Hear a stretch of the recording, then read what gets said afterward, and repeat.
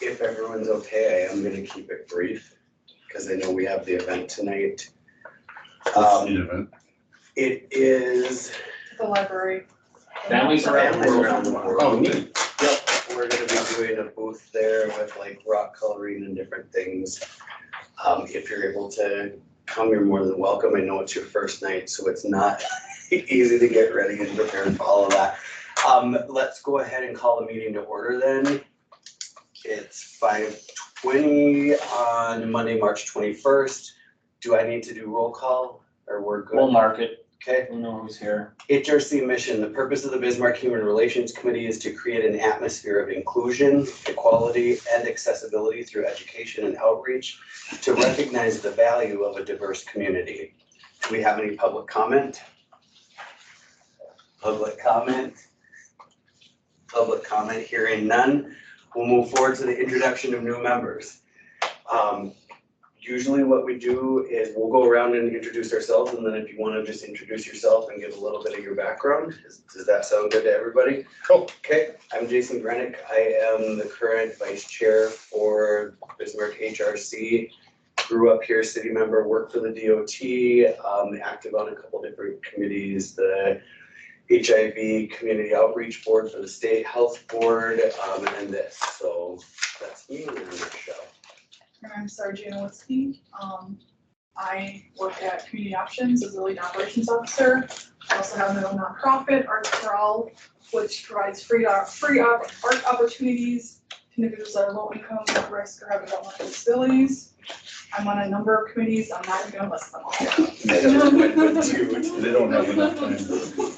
I'm Tia Jorgensen. I own a local fitness studio here in town. I also work part-time for a national nonprofit, Team Red, White, and Blue. So we use physical activity to enrich veterans' lives. I serve in the National Guard here as a human resource specialist. And then I as well sit on a number of boards and committees, primarily revolving around mental health or veteran-specific interests. I'm way less exciting than that. I'm Nicole Ralph. You know less exciting. Oh, I'm way less exciting. I have 3 girls that are 6, 4, and 2, so I don't do a lot of stuff. Forgot that. Outside of that, I'm on this board, I'm on a couple of other boards, but Keep busy I keep very busy. with the kids. Yes. And my wife and I have 5 kids total. Oh, I couldn't do it. So, and 2 grandkids. Yeah, my name's Carl Young.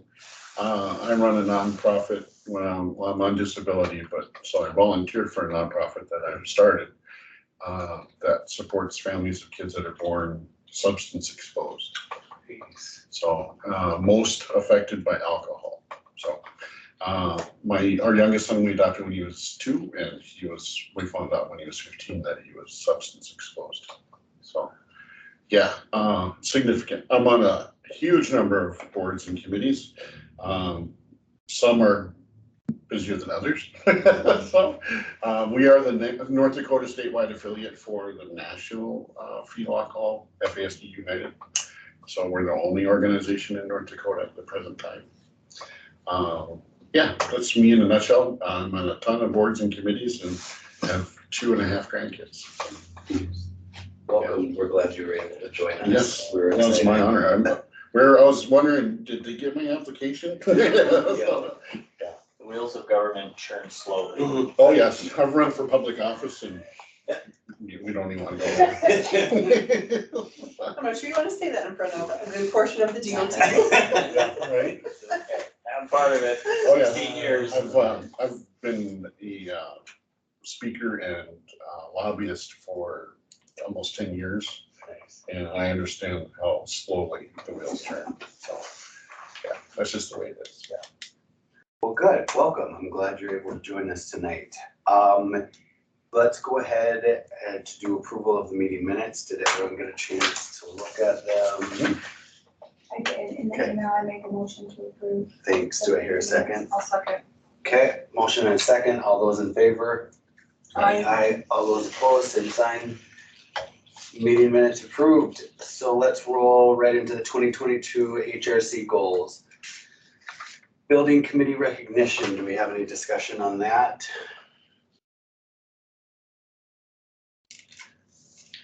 Maybe just for Carl's That's what I- identification, That's right.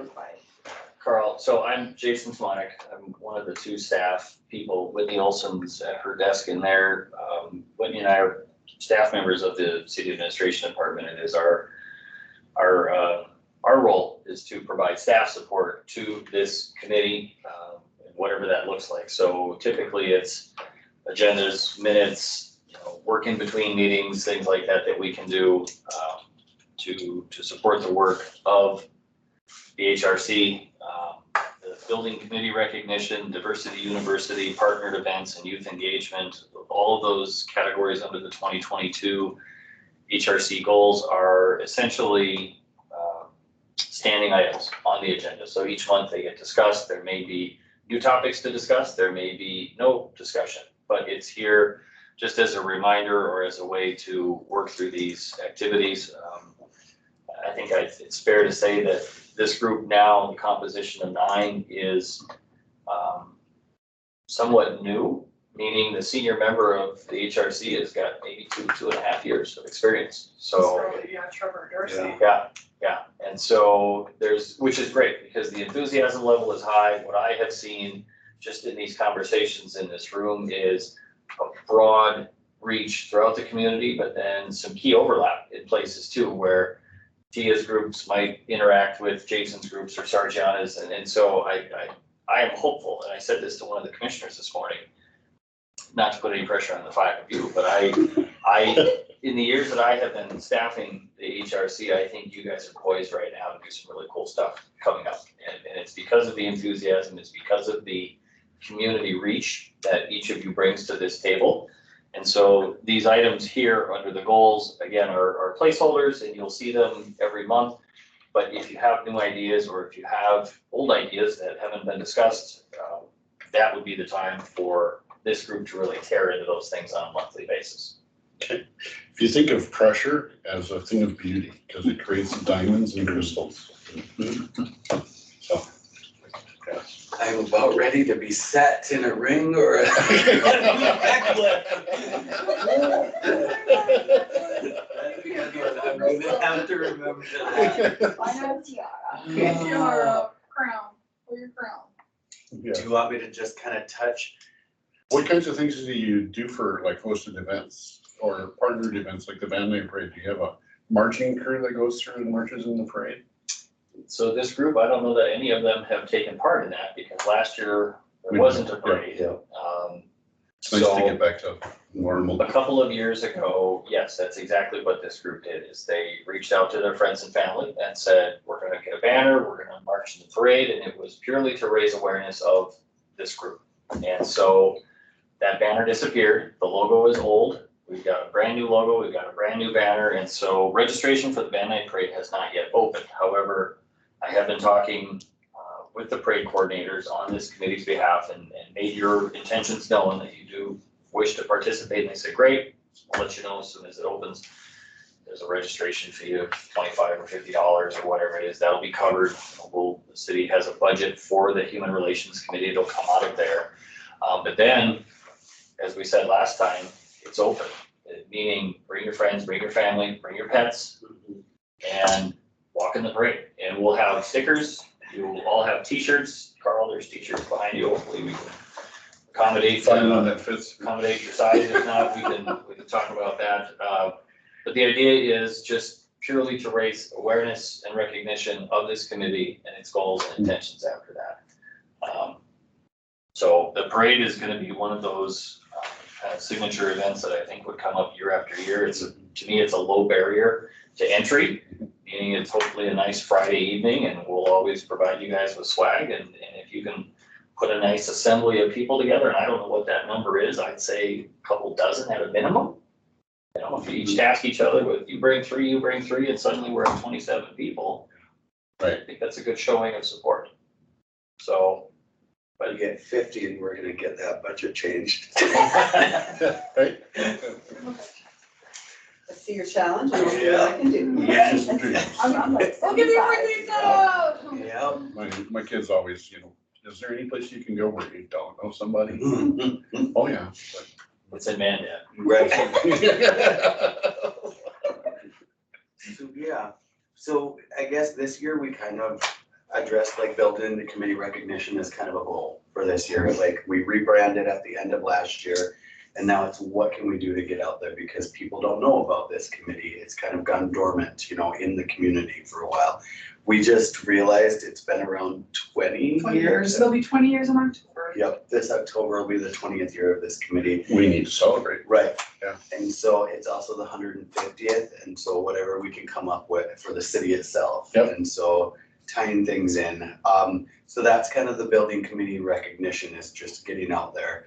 Diversity University is kind of on a hold right now. It usually would be a cultural dinner in the fall, and they had partnered with Legacy before. None of us have ever done it because the last person who had done it was Krista, and she retired, was retired off the board at the beginning of this year. And so we're looking at possibly working on that or trying something different.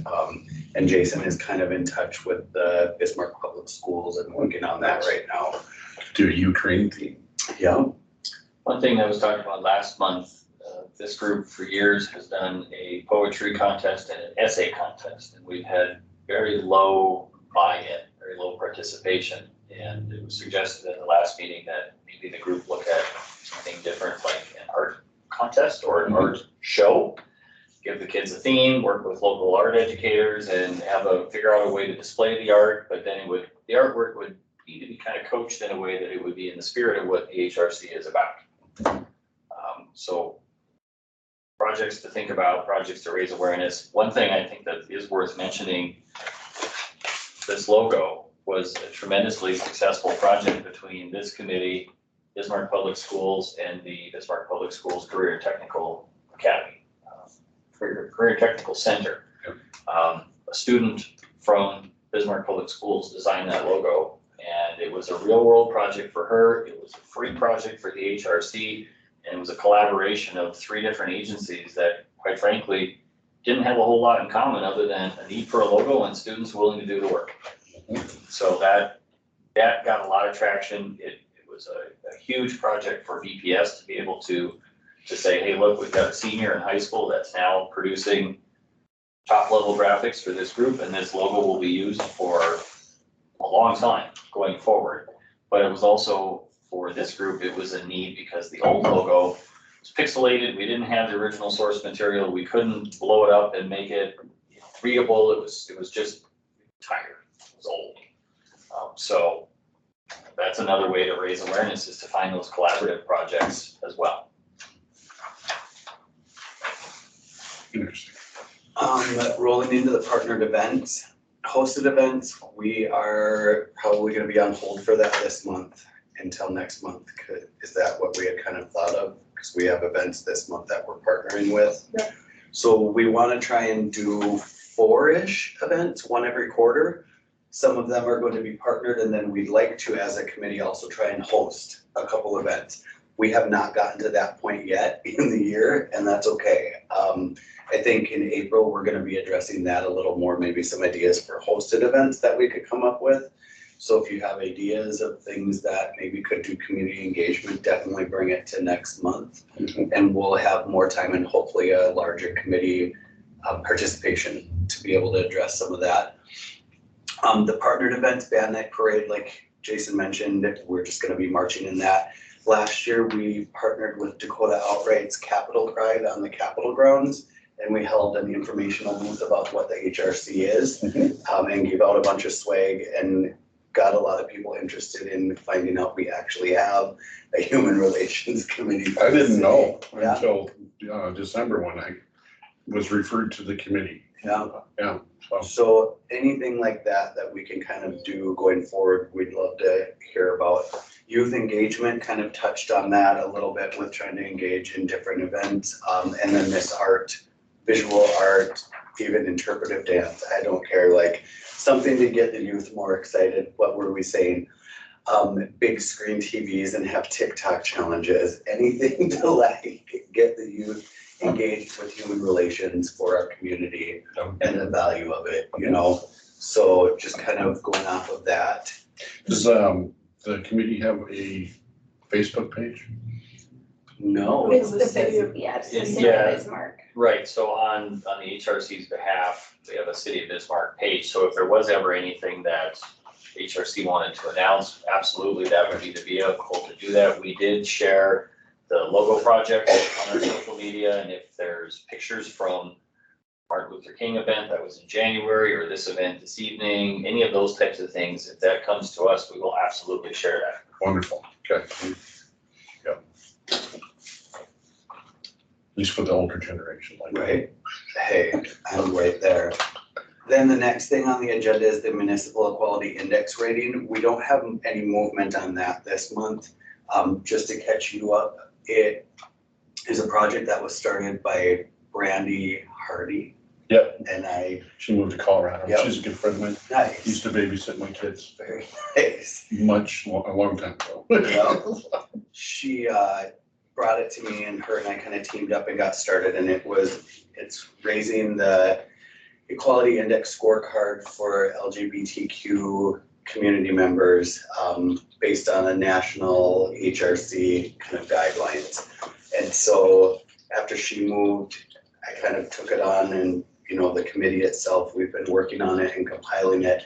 Jason has helped, and we've been working with department heads in the city, like Department of Health, the library director, chief of police, and city administration and legal and HR, among many other areas, to help raise the score for the city. We are at 63. Something like that. Out of 69. 100? Yep, out of 100, which was surprising to us. And so we feel we can do a lot of movement with that. I think so. And so that's kind of been, and what we're hoping is that when this project is finished, to be able to take this whole process and apply it to all the underrepresented communities within our community. Okay. So this is kind of like footwork to then address a lot of other issues within our community. Okay. Because we're all in this together. Do we have external volunteers that are not community members? Help with things like that? Somewhat, Paid staff. yeah. Paid staff, and then, the national HRC, we're trying to meet with them to give us guidance on how to move forward, and they have the whole outline that they have. Outside of that, no. So, And we've got until June, roughly, until the draft scores come out. I'm looking at the letter from last year, and it was dated June 21st, 2021. And then it said, we asked that we have your revisions by Friday, July 30th. So we had about 5 or 6 weeks to review the draft, which is what you're looking at there. Okay. And then that would be the time for us to engage and say, here's the way we feel we're scoring more, showing more. And by working with the library and public health and PD, we were able to start to assemble a pretty good list of things that were being done already. They just weren't being scored and reported. So by just simply acknowledging the things that we're already doing, we're pretty confident that that score is going to go up. Good. And then there'd be deliberate actions to raise the score the next time around. I'd say if we can get out of the 60s and into the high 70s, low 80s, that's a pretty good jump. Yep. And then focus on some strategic areas over the next year or two to try and get all the way up. But where was it? There was a community in South Dakota that was at 100. Yeah. It was a small community. I want to even say, was it, I was thinking it was on one of the reservations. yeah, Brookings would be on the edge of one. yeah, Brookings is on the east side, right? Yeah. Is that where I it think it's was? Brookings. They had a total score of 100 points, Yeah. and we were thinking like, wow, Wow. it can be done. Yeah. So, Well, that's kudos to them. I tried to pull examples from our region, Mhm. because we're in a certain type of region. And so a movement like this isn't easy, so to be able to show that other communities are Especially doing this. given the current state, and the Yes. drive to push down. Yeah. Anything related to LGBTQ. Yep. Yeah. So I'll pass that back. definitely, outside of that, we don't have much movement. When you said June and July, I just started counting and I'm freaking out. yeah, I know. It's more time than you think. Yeah. I know. So, outside of that, all we had was other business, and I had kind of started touching on that before you got here. There's nothing official yet.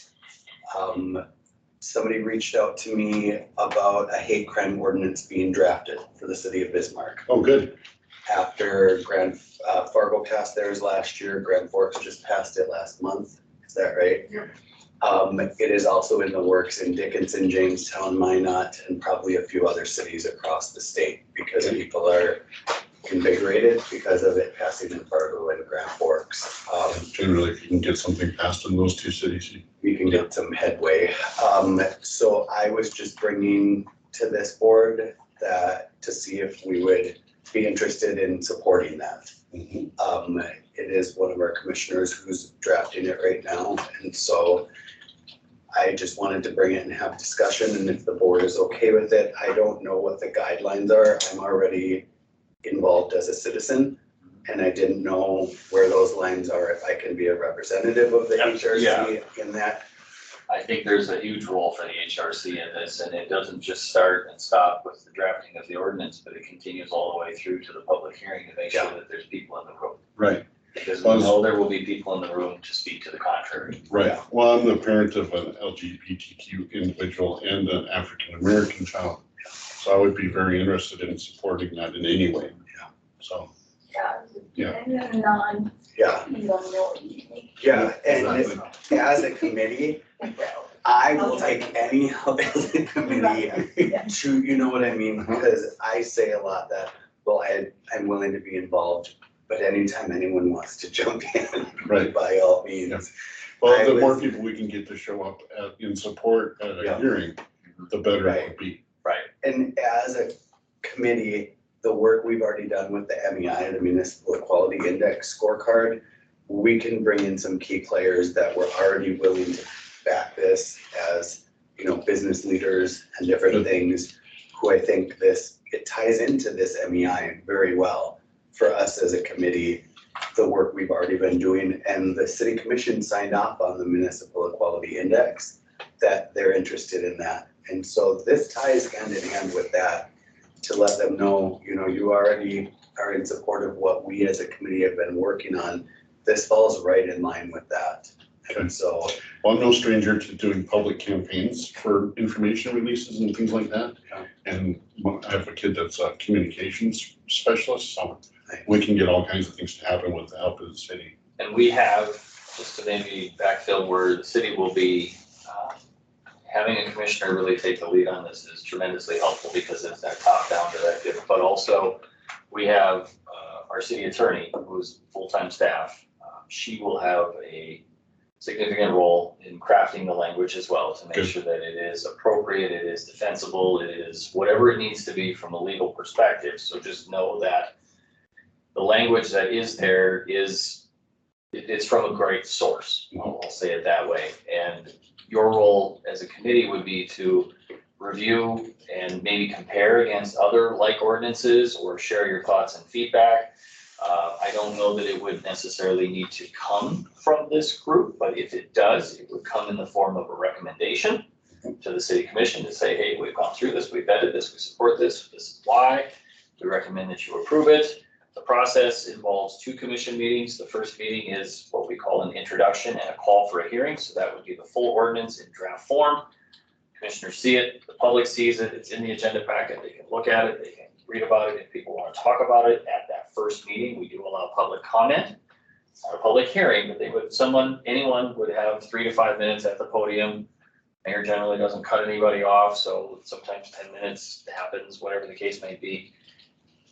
There would be an opportunity for this group to stand in front of the commission at that time and say, we wholeheartedly support this as a group, we voted on it, we like it, this is why.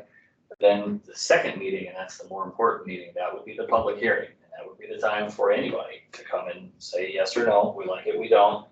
Ultimately, the commission should make a decision that evening. I say should because they could table it or they could continue the hearing, or, you know, there's a variety of actions that could happen. It comes down to 3 votes. There's 5 commissioners. You just need 3 of them to support it. So it's not a full majority.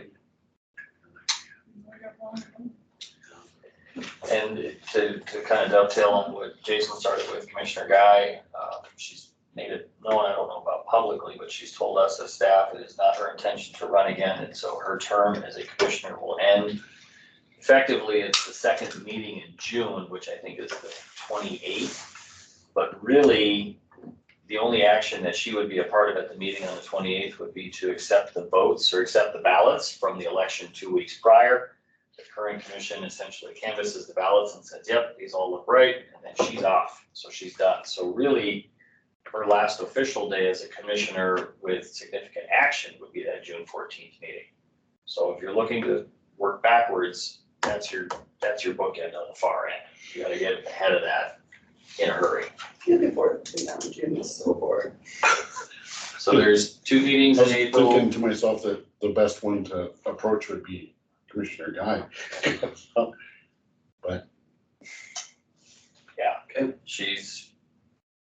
She knows what her calendar looks like. She knows how many meetings she's got left. So there's 2 in April and 2 in May and 1 in June. So she's, after tomorrow, she'll have 5.